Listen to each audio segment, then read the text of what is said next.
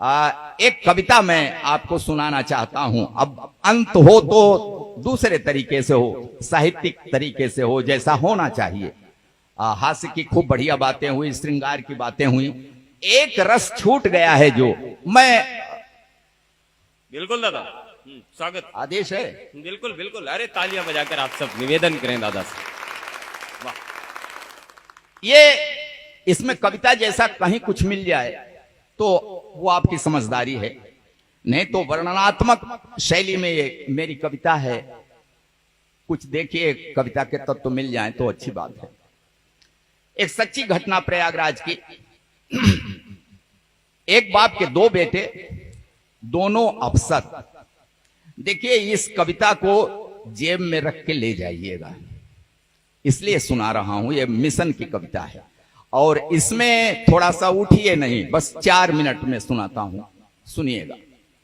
एक बाप के दो बेटे, दोनों अफसर, दोनों की मां का देहांत हो गया। उन बेटों की मां का देहांत हो गया।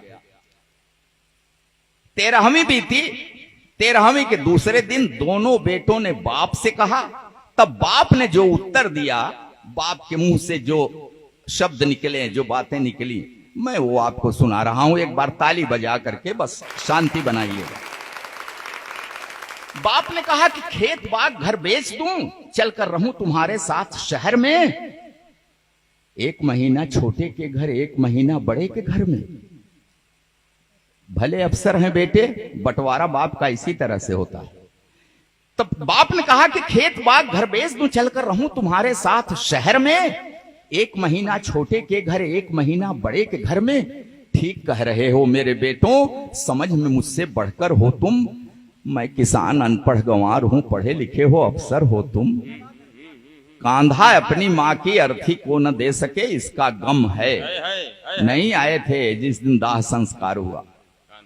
तब कहा बाप ने कि कांधा अपनी मां की अर्थी को न दे सके, इसका गम है।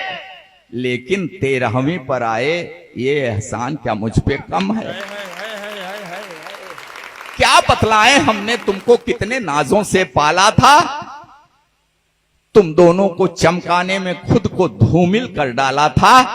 ढंग की शिक्षा के प्रबंध में दिन बीते कितने बेढंगे।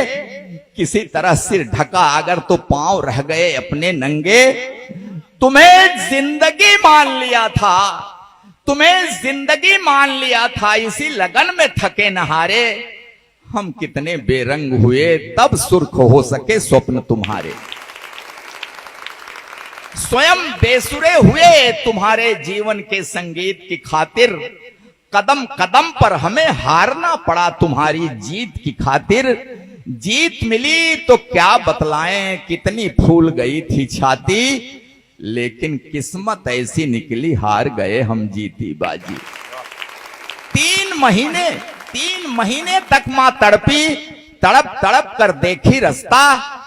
मगर न आए उसके बेटे, एक व्यस्त दूजा भी व्यस्त था।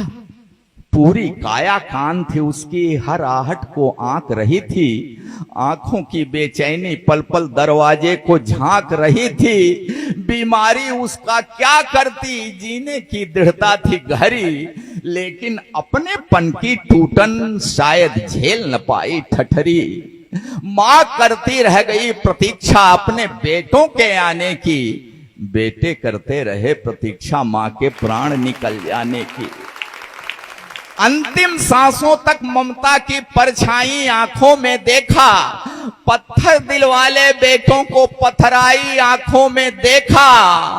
उम्मीदों की ढली दोपहर, एक कसैली सांझ हो गई।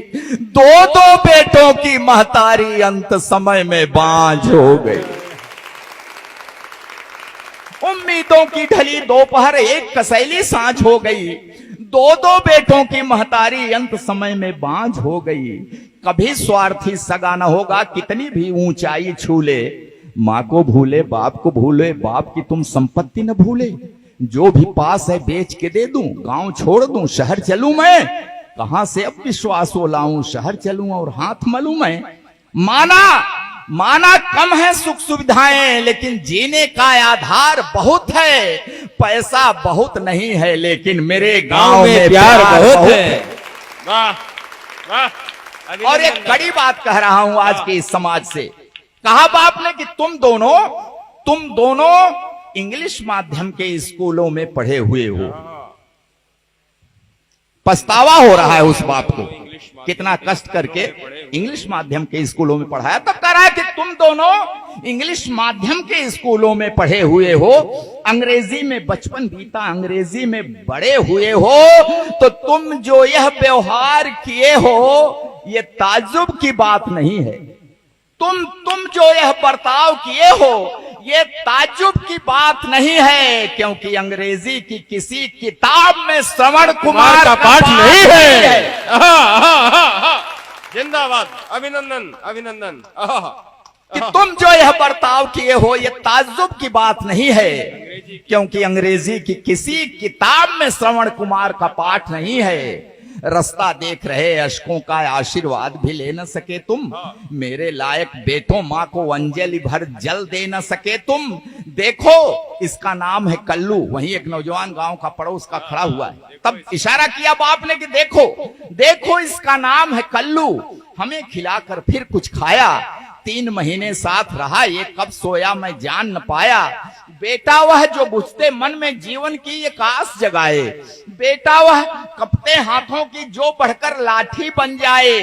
तुम दोनों इतिहास रचे हो तो मैं भी नया इतिहास रचूंगा, खेत बाग घर जो भी पास है सब कल्लू के नाम लिखूंगा। बहुत अच्छे, वाह वाह। और मैं ऐसे ही नहीं सुना रहा हूं, 25 बीघा कला जमीन लिख दिया। ये सच्ची घटना है, अखबार में निकली तब मैंने लिख दिया उस बाप ने। कहा कि खेत बाग घर जो भी पास है सब कल्लू के नाम लिखूंगा। अब न मुझे परवाह कि मुझको स्वर्ग नरक या मोक्ष मिलेगा, मैं कल्लू को हक देता हूं, यही मुखाग्नि मुझे अब देगा। मैं कल्लू।